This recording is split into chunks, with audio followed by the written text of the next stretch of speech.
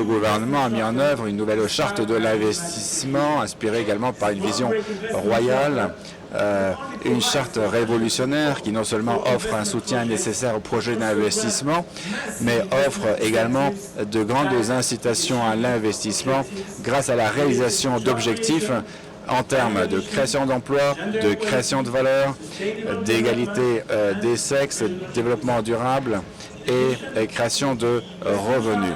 Outre la charte de l'investissement, il y a également le fonds Mohamed VI pour l'investissement qui pilote et porte l'investissement. En investissant dans les entreprises marocaines, eh bien, on catalyse les ressources en capital local et international, ce qui permet d'accroître de manière significative les volumes d'investissement dans le royaume. Investir dans le Maroc peut se faire grâce aux opportunités multiples, grâce aux partenariats publics-privés. Avec plus de 100 projets identifiés d'ores et déjà, de près de 50 milliards de dollars, tous secteurs confondus, eh bien là, les PPP seront essentiels pour amplifier encore davantage les investissements.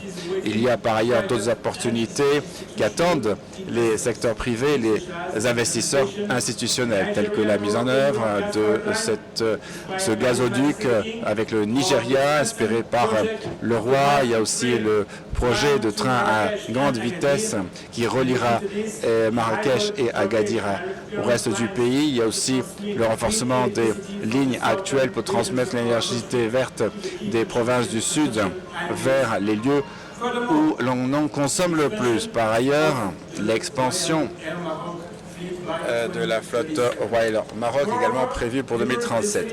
Il y a aussi des usines de dessalement à l'horizon.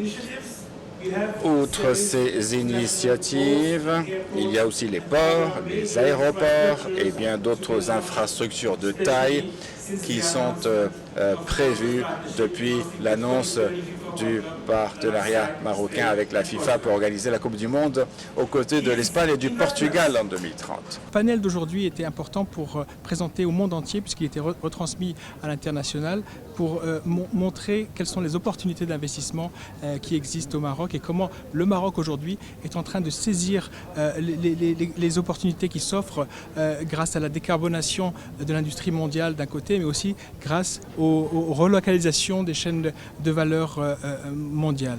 Et nous avons eu aujourd'hui l'opportunité d'écouter des témoignages, des success stories de nos amis venant du monde entier pour parler du Maroc comme étant une terre d'investissement. Les investisseurs déjà présents au Maroc ont démontré que le Maroc était l'un des meilleurs endroits au monde pour effectuer un investissement.